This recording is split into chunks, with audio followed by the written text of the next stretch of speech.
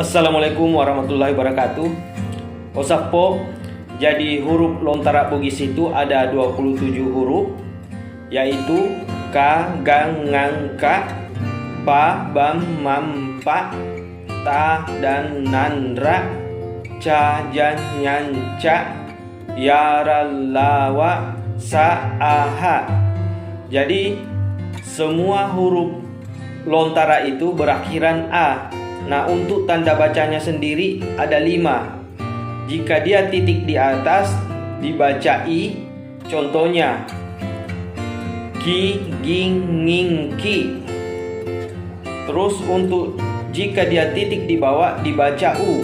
Contohnya ku, gung, ngung, ku. Untuk tanda centang di atas itu dibacanya jadi e. Contohnya ke, geng, ngeng, ke. Dan untuk tanda baca di depan huruf dibacanya e. Jadi dibacanya jadi ke, geng, ngeng, ke. Dan untuk tanda baca di belakang huruf dibaca o. Jadinya ko, gong, ngong, ko.